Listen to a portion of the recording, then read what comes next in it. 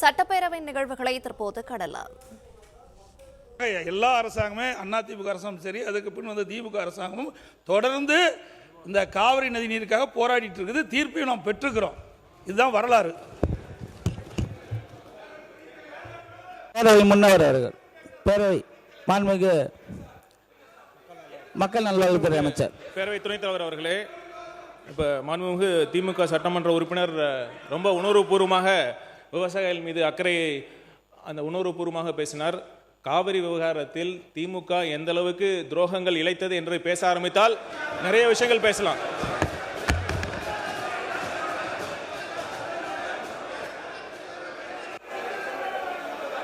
இருங்க இருங்க, யாராவது ஒருத்தர் பேசுங்க. ஒருவர் பேசுங்க. மித்தவங்களாம் உட்காருங்க. யாராவது ஒருத்தவங்க பேசுங்க. மித்தவங்களாம் உட்காருங்க.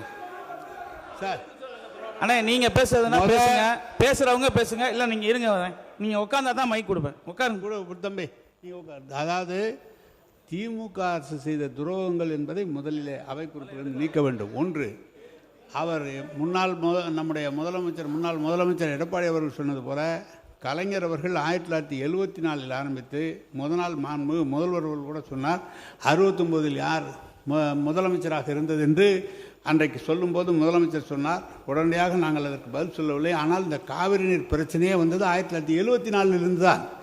மறு ஒப்பந்தம் செய்கிற போது தான் இந்த பிரச்சனை. அந்த காலத்திலிருந்து இதுவரை தொடர்ந்து வழக்கு போடுவது, நேரடியாக பேசுவது, 3 முறை நேரடியாக சென்று பேசி வழக்கு போட்டு நடுவர் ஒன்று அமைத்து அதற்கான தீர்ப்பை உண்டாக்கி திருப்பி வந்து குடிநீருக்காக என்றவர்கள் மாற்றி அமைத்து தொடர்ந்து திராவிட முன்னேற்ற கழகம் அந்த நடவடிக்கை எடுத்துக்கொண்டு வருகிறது. உங்களுக்கு தெரியும், நீங்கள் உடனடியாக துரோகம் பண்ணிட்டுலாம் நாங்கள் விவசாயிகிட்ட போக முடியாது. விவசாயம் எந்த கட்சியும் காவிரி நீர் பிரச்சனையிலே தவறு செய்ய முடியாது. அவரவரால் முடிந்த அளவு அந்த நிகழ்ச்சியை எடுத்துக்கொண்டு இருக்கிறோம். நம்முடைய ஆஃபீஸர் அவர் இன்றைக்கு அமைச்சராக வந்திருக்கார், ஐஆர் ஆஃபீஸர். அவர் அன்றைக்கு பேசும்போது சொன்னார், நான் கீழ் மின்சாரத்துறை அமைச்சர் இருங்க, நான் சொல்லிட்டுல அதுக்கப்புறம் சொல்லணும். ஏங்க தம்பி கொஞ்சம் இருங்க அமைச்சர் அவர், நாங்கள் சொல்லிடுறோங்க. நாங்களும் அங்கே இருந்தாங்க, ஆனால் பேசுகிறத கேட்டுட்டு தாங்க பேசுவோம். ஏன் துடிக்கிறீங்க? எல்லாம் வயசு கம்மி, நல்லா துடிக்கிறீங்க நீங்கள். அதனால் யாரும் எந்த துரோகம் யாரும் இழைக்க முடியாது.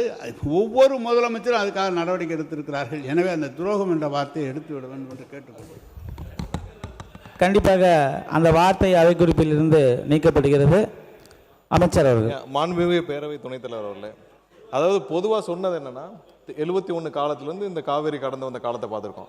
70களில் வழக்கு தொடுக்கப்பட்டது. அப்போது இருந்த ஐயா மூப்பனார் அவர்கள் மற்றும் விவசாய சங்கங்கள் எல்லாம் சேர்ந்து வழக்கு தொடுக்கப்பட்டது.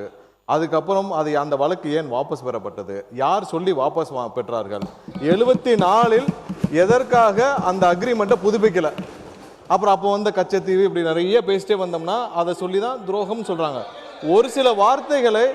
ஒரு சில வார்த்தைகளை கேட்டாலே இன்னைக்கு எதிர்கட்சியினர் உடனே அவை குறிப்பெல்லாம் நீக்க வேண்டிய அவசியம் இல்லை. ஏன்னா என்றால் இப்போ ஊழல்னு சொன்னா வர்றாங்க, நீங்க எல்லாம் ஊழல் செய்யலான்னு சொன்னா தான் மக்களே முன்வரிசைக்கு வர்றாங்க. நீங்க ஊழல் செய்யலான்னு சொன்னா தான் மக்களே எனக்கு முன்வரிசை வருவாங்க. அந்த மாதிரி இருக்கு. இன்னொரு தாழ்மையான வேண்டுகோள், நிறைய பேர் பொதுமக்கள் என்கிட்ட சொன்னதான், அதாவது எதிர்கட்சியினர் இந்த மாதிரி பெரிய அளவுல முன்வரிசைக்கு வரப்ப நீங்க பேசுறது மட்டும் தான் தெரியுது லைவ்ல. அவங்க பார்க்க வேண்டிய அவசியம் இருக்கு. அவங்களையும் சேர்த்து காட்டுங்கன்னு சொல்றாங்க. ஒருவேளை அந்த லைவ்ல ஸ்பிளிட் பண்ணி அவங்களையும் சேர்த்து காட்டலாம். ஏன்னா பொதுமக்கள் நிறைய பேர் அவங்க என்ன மாதிரி, ஏன்னா வெளியில பண்ற இதுகள் வேற, பட் உள்ளே அவர்கள் முன்வரிசைக்கு வர்றதையும் பொதுமக்கள் பார்க்கணும்னு ஆசைப்படுறாங்க. ஏன்னா சட்டசபையில் எவ்வளவு தூரம் அநாகரிகமா நடந்துக்கிறாங்களோ அதையும் பார்க்கணும்னு ஆசைப்படுறாங்க.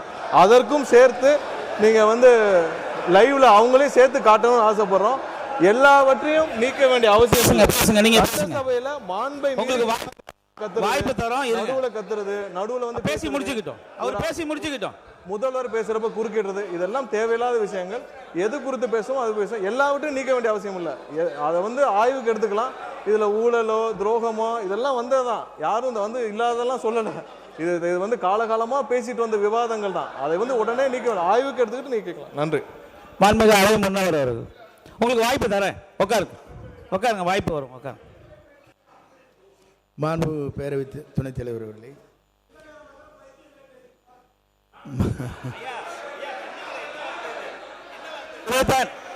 இல்ல ஒரு நிமிஷம். மாண்புமிகு பள்ளி கல்வித்துறை அமைச்சர்.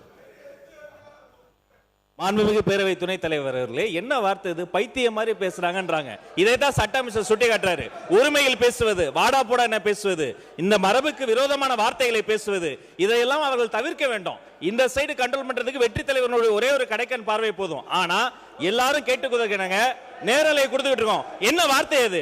சபைக்கு இல்ல இதை ஏற்றுக்கொள்ள முடியாது, தவறான வார்த்தை. இப்ப அடிக்கிறதுக்கு பாஞ்சு வராரு, கையை வாங்கிட்டு வராரு. இவர் மீது நீங்க தகுந்த நடவடிக்கை எடுக்கணும் என்பதை நான் கேட்டுக்கொள்கிறேன். உட்காருங்க. அண்ணா ஒரு நிமிஷம்.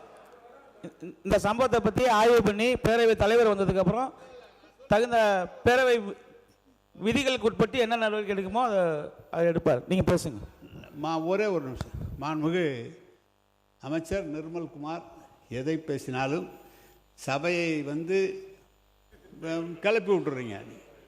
அவர் நான் வந்தெல்லாம் அமைச்சர், இன்றைக்கு மாண்புமிகு அமைச்சர் ஆனந்த் அவர்கள் இருக்கிறார்கள், அவர்கள் பேசுவதோ அல்லது அதிகாரியோ நம்முடைய இருங்க, நான் சொல்லிடுறேன். நான் சொன்னவர் ஒரு நிமிஷம்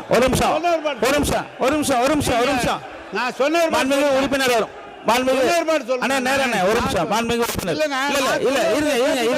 இருங்க, நான் சொல்றேன். இங்க பாருங்க. இருங்க அண்ணா ஒரு நிமிஷம். இல்ல அங்க மைக் கொடுக்காதீங்க, கட் பண்ணுங்க.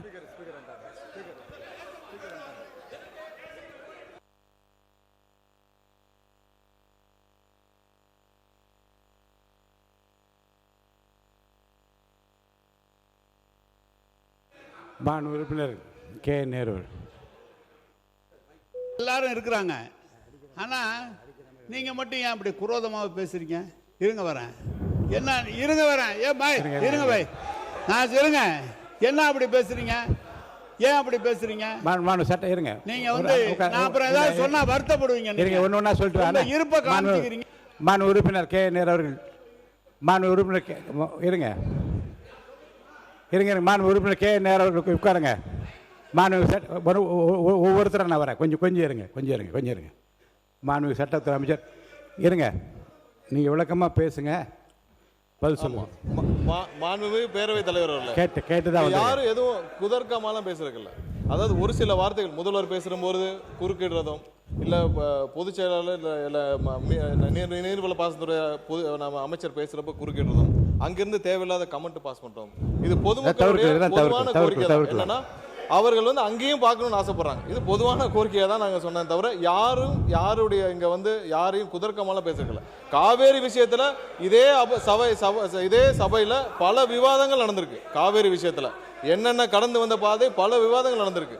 2007 வந்தது ஏன் 2013 வரைக்கும் கெசட்ல வெளியிடாம இருந்துச்சு. இது மாதிரி பல விவாதங்கள் நடந்துருச்சு. அதனால உடனே எல்லாரும் அதை நீக்க வேண்டிய அவசியம் இல்லை, ஆய்வுக்கு எடுத்துக்கலாம். மாண்புமிகு உறுப்பினர் கே நேரு அவர்கள். பேரவைத் தலைவர் அவர்களே, பேரவைத் தலைவர் நடுநிலையாக இருவரையுமே பேச சொல்லி அனுமதித்து வர கருத்துக்களை சொல்கிறார். ஒரு தவறான கருத்து என்றால் நீக்க சொல்கிறார். ஆனால் நேரடியான ஒளிபரப்பு இது நீக்கினாலும் நாங்கள் பத்திரிகையில் தான் வராமல் இருக்குமே தவிர நேரடியாக ஒளிபரப்பாயிருக்கு. எங்களுடைய முகத்தை காண்பிக்கவில்லை என்றெல்லாம் இந்த சட்டமன்றத்தில் எவ்வளவோ நிகழ்ச்சிகளை நாங்கள் பார்த்திருக்கிறோம், எவ்வளவோ காரசாரமான விவாதங்களை நடத்தியிருக்கிறோம். ஆனால் திறந்தாழ்ந்து என்றைக்கும் போனதில்லை. நீங்கள் மக்கள் பார்த்து கொள்ளட்டும். யார் இங்கேயும் காமிங்க அங்கேயும் காமிங்க, மக்கள் தீர்ப்பு சொன்னால் நாங்கள் ஏற்றுக்கிறோம். ஆனால் அமைச்சர் நீங்கள் தயவுசெய்து சொல்கிறேன், நீங்கள் ஏதோ அநாகரிகமானலாம் பேசாதீங்க. அதெல்லாம் பேசாதீங்க, அதெல்லாம் சரியாக இருக்காது. சொல்லுங்கள் அநாகரிகம். அது அவை முன்னவர் வரேன், நான் வரேன்.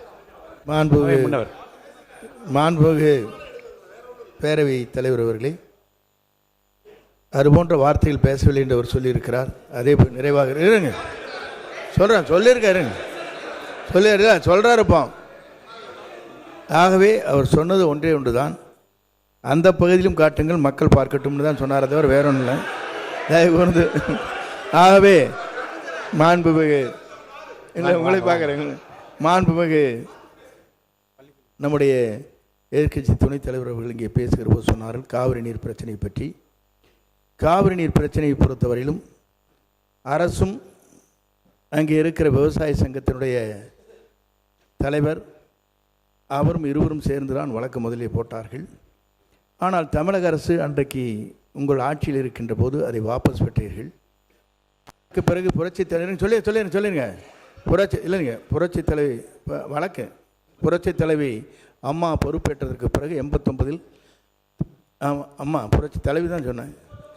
இல்லைங்க சொல்லிடுறேன். அம்மா அவர்கள் பொறுப்பிலே வந்ததற்கு பிறகு அந்த வழக்கை தொடரலாம் என்று அரசின் சார்பாக அல்ல, கட்சியின் சார்பாகவே அந்த வழக்கை தொடர்ந்து அதற்கு பிறகு அரசின் சார்பாக அது சேர்க்கப்பட்டிருக்கிறது. ஆகவே அம்மாவை பொறுத்தவரையில் அன்றைக்கு எடுக்கப்பட்டிருக்கிற நடவடிக்கை பேச்சுவார்த்தையின் மூலமாக என்றைக்கும் நிறைவேறாது. ஆனால் வழக்கு மன்றத்தின் மூலமாக அது வெற்றி காண்பேன் என்று சூழலை ஏற்று வெற்றி கண்டவர் நம்முடைய புரட்சித் தலைவர் அம்மா என்பதை நான் இந்த நேரத்தில் தெரிவித்துக் கொள்கிறேன். மாண்புமிகு உறுப்பினர் கே. நேரு அவர்கள். இந்த சட்டமன்றத்தில் மாண்புமிகு பேரவைத் தலைவர் அவர்களே, இந்த சட்டமன்றத்தில் ஏன் வழக்கு வாபஸ் பெறப்பட்டது என்பதெல்லாம் பல விளக்கமாக முதலமைச்சர்களே பேசியிருக்கிறார்கள். பிரதமர் ஒரு கூப்பிட்டு இது நான் சமாதானப்படுத்துகிறேன், நீங்கள் இது மாதிரி செய்யுங்கள் என்று சொல்கிற போது பிரதமர் பேச்சை கேட்க வேண்டிய நிலை. அதற்கப்புறம் தான் நீதிமன்றத்துக்கு போனோம். இதெல்லாம் விளக்கம் சொல்லப்பட்டிருக்கிறது. ஏதோ வேண்டுமென்று நாங்கள் எப்படி அந்த காவிரி பகுதியிலே பிறந்து காவிரி பகுதியிலே வளர்ந்து விவசாயிகளாக இருக்கிற நாங்கள் எப்படி காவிரியை விட்டு கொடுப்போம்? விட்டு கொடுப்பதற்கு வாய்ப்பே கிடையாது. எனவே வாபஸ் பெறப்பட்டது இது என்று சொல்வது என்பது மாண்பு பிரதமர் சொல்கிறார். பிரதமர் ஒரு வார்த்தை சொல்கிற போது மாண்பு முதலமைச்சர் எப்படியாவது சுமூகமான ஒரு நிலை ஏற்பட வேண்டும் என்ற எண்ணத்தில் தான் அது செய்யப்பட்டது தவிர அதற்காக நாங்கள் வேண்டுமென்றே செய்யப்பட்டதெல்லாம் என்று இல்லை. மாண்புமிகு அவை முன்னவர். பேரவைத் தலைவர் அவர்களே, பிரதமர் எங்களை அழைத்து பேசினார்கள், ஆகவே நாம் வாபஸ் பெற்றோம் சொன்னார்கள், அதற்கு நன்றி. பிளே ஸ்டோர் மற்றும் ஆப் ஸ்டோரில் இருந்து பாலிமர் செயலியை QR கோடு மூலம் பதிவிறக்கம் செய்யுங்கள். செய்திகளை உடனுக்குடன் பெறுங்கள்.